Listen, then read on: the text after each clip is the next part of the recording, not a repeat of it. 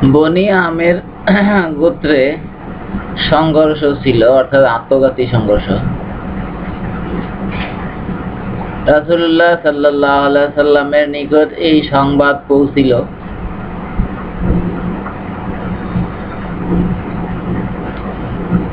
তিনি যোহরের নামাজ আদায় করিবার পর তাহাদের মধ্যে মীমাংসা করিবার জন্য আসিলেন।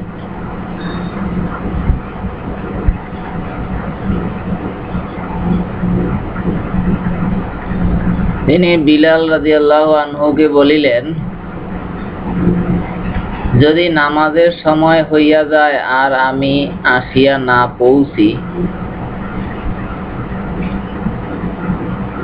তাহলে আবু বকর রাদিয়াল্লাহু আনহুকে বলিবে সে যেন লোকদের নিয়ে নামাজ আদায় করে।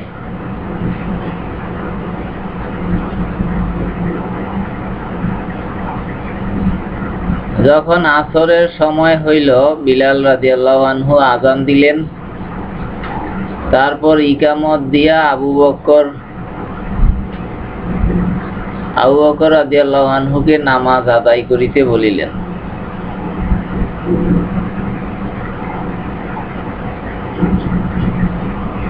আবু বকর রাদিয়াল্লাহু আনহু সামনে গেলেন।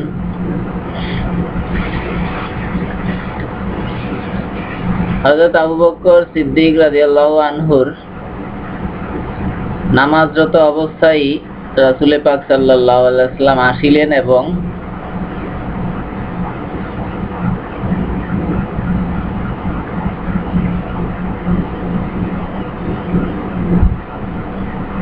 এবং মানুষকে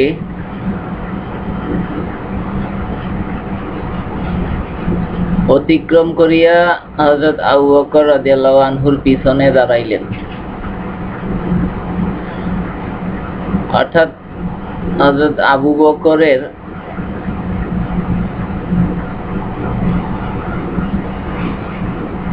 নিকটবর্তী কাতার পর্যন্ত অগ্রসর হইলেন।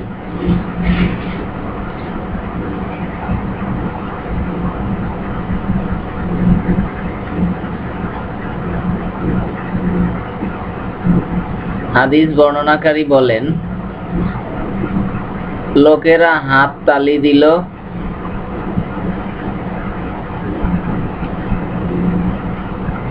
তিনি আরো বলেন যে হযরত আবু বকর সিদ্দিক রাদিয়াল্লাহু আনহু যখন নামাজ শুরু করিতেন, তখন নামাজ শেষ না হওয়া পর্যন্ত এদিক সেদিক তাকাইতেন না। তিনি যখন দেখিলেন যে হাতে তালি বন্ধ হইতেছে না, তখন তিনি তাকাইলেন এবং রাসূলুল্লাহ সাল্লাল্লাহু আলাইহি সাল্লামকে তাহার পিছনে দেখিতে পাইলেন।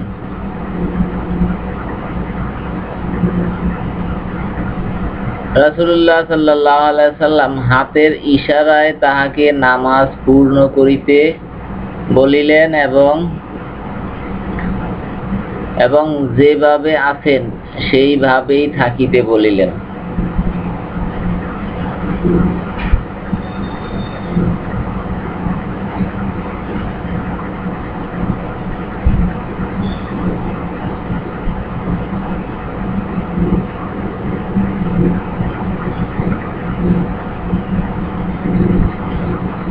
হযরত আবু বকর সিদ্দিক রাদিয়াল্লাহু আনহু কিছুক্ষণ অপেক্ষা করিলেন এবং রাসূল পাক সাল্লাল্লাহু আলাইহি সাল্লামের নির্দেশের উপর আল্লাহর প্রশংসা করিলেন। তারপর পিছনে সরিয়া আসিলেন।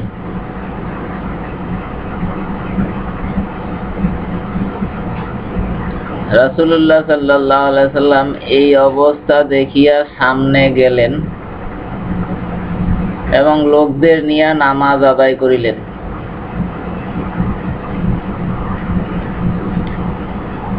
যখন নামাজ সমাপ্ত হইল, তখন তিনি আবু বকর রাদিয়াল্লাহু আনহুকে বলিলেন,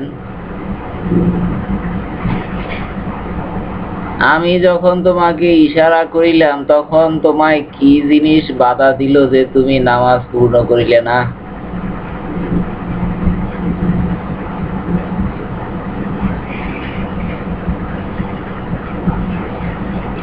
তিনি বলিলেন, রাসূলুল্লাহ সাল্লাল্লাহু আলাইহি সাল্লামের ইমামতি করিবার দুঃসাহস আবু কুহাফার পুত্রের কখনই নাই।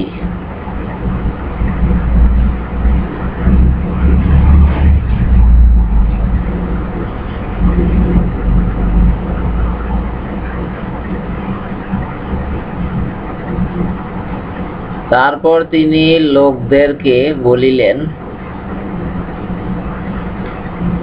নামাজে তোমাদের কোন রকম জটিলতা সৃষ্টি হইলে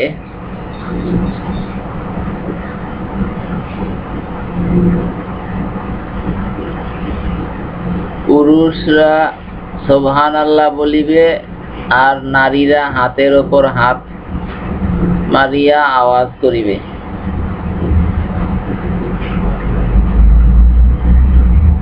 আল হাদিস বুখারী শরীফ, হাদিস নাম্বার ৬৭০০।